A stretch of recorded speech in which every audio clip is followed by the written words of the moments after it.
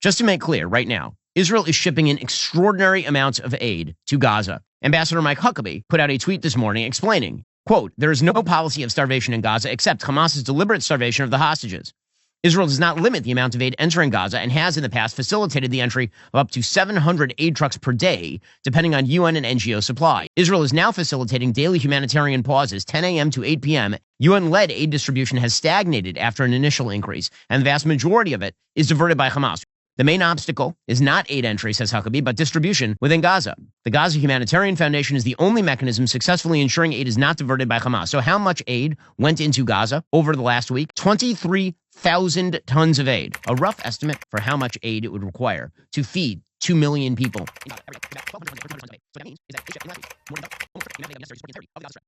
Where did it all go? Hamas was stealing an enormous amount of it.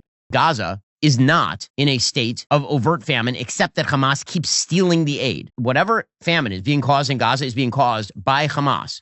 Here, for example, is a Gazan telling MSNBC the dirty part, which is that Hamas actually would like a famine. Hamas wanted to see the deterioration of the humanitarian conditions in Gaza, knowing full well that this may be the only hope for drawing in the international community, for producing horrendous imagery.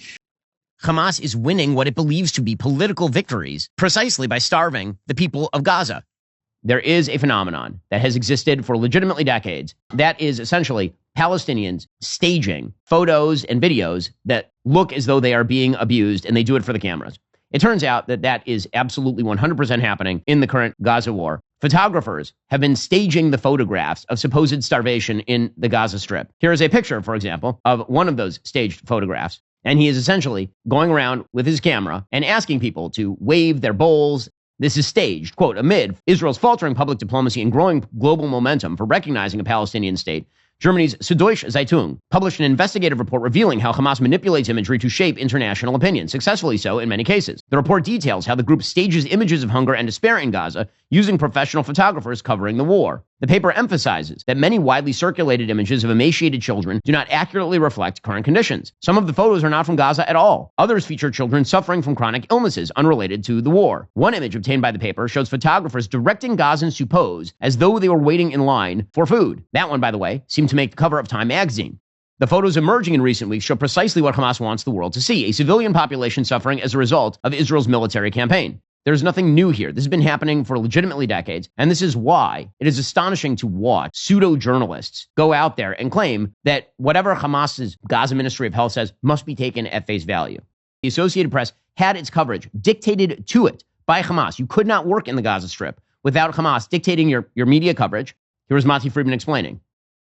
As far as I know, I was the first staffer to erase information from a story because we were threatened by Hamas, which happened at the very end of 2008. We had a great reporter in Gaza, a Palestinian, who had always been really an excellent reporter. We had a detail in a story. The detail was a crucial one. It was that Hamas fighters were dressed as civilians and were being counted as civilians in the death toll. An important thing to know, that went out in an AP story. The reporter called me a few hours later. It was clear that someone had spoken to him. And he told me, I was on the desk in Jerusalem, so I was kind of writing the story from the main bureau in Jerusalem. And he said, Mati, you have to take that detail out of the story. And it was clear that someone had threatened him. I took the detail out of the story. I suggested to our editors that we note in an editor's note that we were now complying with Hamas censorship. I was overruled. And from that point in time, the AP, like all of its sister organizations, collaborates with Hamas censorship in Gaza. What does that mean?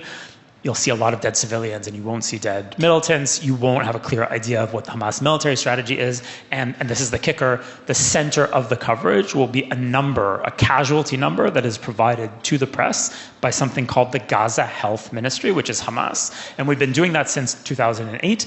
And it's a way of basically settling the story before you get into any other information. And the West is willing to do all of this sort of propagandizing on behalf of terrorist groups. Hamas is living off the stupidity of the West.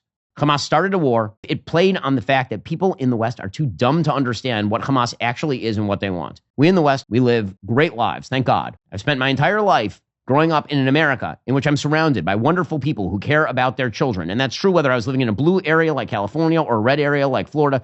We, in the West, we project that viewpoint onto everyone else on earth. Well, they care about their kids the same way that we care about our kids. So if kids are getting killed in Gaza, it must be because Israel's being indiscriminate.